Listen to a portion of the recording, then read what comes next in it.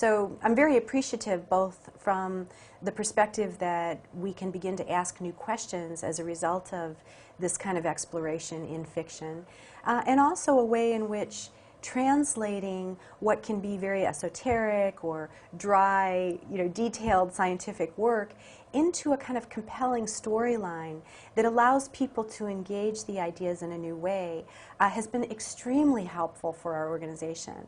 Many people have come to our website as a result of wanting to know more about, what is Noetic? What does that mean? It's a term that, comes from the ancient Greek, wasn't part of the popular language, and now suddenly people are, speculating, well, was that a noetic experience? And you find that Twitter's alive with it, the technologies are alive with it, media is alive with it. So it's been a very powerful experience for us as an organization to sort of ride on the coattails of a best-selling novel. No, absolutely. This area of intention, I think, confused a lot of people, and obviously there's the best-selling book and DVD of The Secret, which a lot of people in England have also seen. And for me, people sometimes seem to get the wrong end of the message, and they think, well, if I do my intention correct, I will find my perfect partner and have perfect kids, and I'm going to have a great house in the country and enough money, and my health will be stable and everything else, and everything in the garden will be roses, we say in England. And of course, life doesn't tend to work out that way. There are challenges, as we all know, and we get our messages and our direction in different ways. And I'm wondering how you see those coming together. On the one hand, there is intention, and you talk about matter is in effect formed, or seems to be formed by relationship. How that ties in with us as human beings trying to have a positive and a successful life and a happy life. Well, I think that in mainstream culture, certainly the culture that's influenced by science, there has been almost a complete neglect of inner experience, and consciousness has been a big taboo, and intention had no place in scientific discourse. And so what's happened is almost an overcompensation. Now suddenly everything's about intention and the ubiquitous power and infinite capacities. And I think that there needs to be sort of a middle ground. We know that intention is very powerful from the moment we wake up in the morning and put our feet on the ground. It's a great example of intention in action. On the other hand, there are many things that happen, gravity, genetics, the electromagnetic fields. All of those are equally powerful forces, and maybe more powerful forces. So I think the opportunity right now is a kind of course correction, where we're recognizing that we've ignored one of the most fundamental aspects of our experience, the nature of interiority and the power of our will and our intention to create experiences. And on the other hand, there needs to be this kind of humility that's brought to that, such that we recognize, when somebody's sick, for example, there are ways in which some of the exaggerated claims put all the burden on the patient. You have cancer because you had bad thoughts. You weren't intending well enough. You thought in some impure way. And I think that that's just wrong. I think that what you do is you impose a kind of guilt trip on people who are already suffering. What I think is important is to recognize that intention is powerful.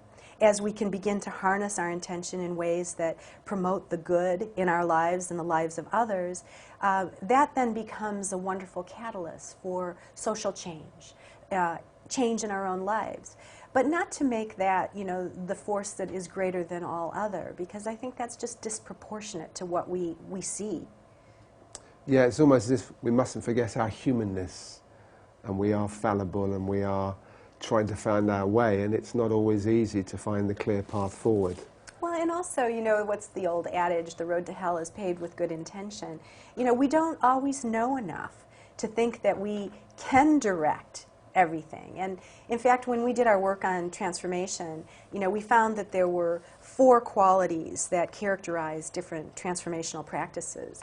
One was intention, but intention alone is not enough. Many of the practices make use of attention. So are we placing our awareness and our attention on those things that aggravate us and aggrieve us, or are we beginning to place our attention on, what gives us meaning and purpose? Repetition was an important factor. Can we build new habits in such a way that we can direct our intention toward our well-being and the well-being of one another? Guidance, finding reliable people, particularly in this time where there's not always a clear language, there's not always a clear set of understandings. So finding people who've already been down the path and can help calibrate. But also there's this way in which a lot of the transformational tools are about inner guidance, really beginning to stop long enough to pay attention to the authority within us that can help direct our behavior. So those 4 qualities are really fundamental to transformational practice. But I like to think of all of those wrapped in the arms of surrender. So setting intention, but yielding to what is so. Because oftentimes what is most powerful in our lives is that which surprises us. How is it that we can make ourselves ready for what we don't expect to happen? And to be prepared that life will take us in mysterious ways. And not feel that we have to be all in control all the time, because we're not. I know you talk about some of these things in your book, Living Deeply. One of the things I always found interesting is that sometimes what happens is, and this I guess happened to you when you had your out-of-your-body experience when you were 15 years old, there's quantum things, or what appears to be at the time quantum experiences that happen that somehow challenge someone's status quo so much they almost have to take a look at something different. And that's obviously a big transformation, or it's a way towards a big transformation.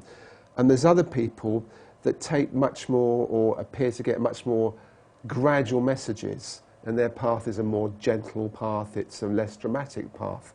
But I guess it's all transformation, isn't it, in its own way? It doesn't matter which way you're going or what's happening to you. It is about staying open to somehow seeing there is a bigger picture in life.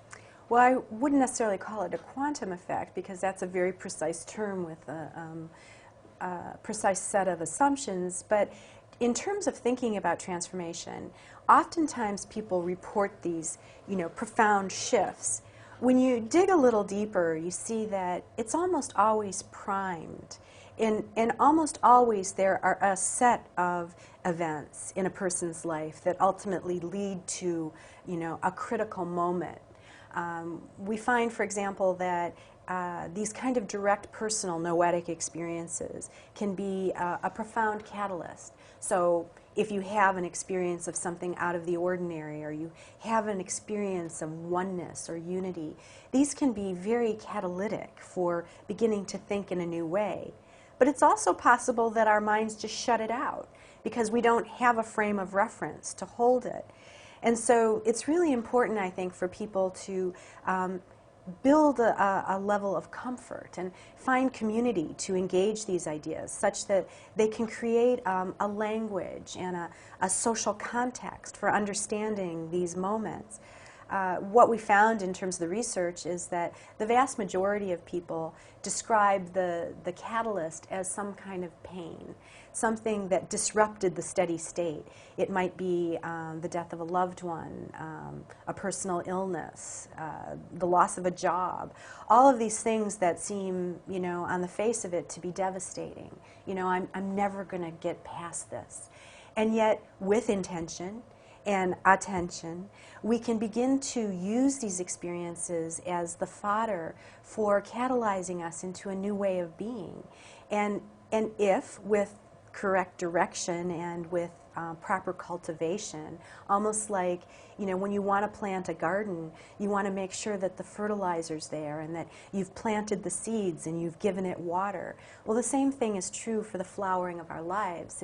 If we want a life that is more sustainable, more in balance, more open to the mysteries that surround us every day, then it's important that we cultivate the capacity to hold the ambiguities and the complexities. And so transformational practices provide a way in which to contain these openings.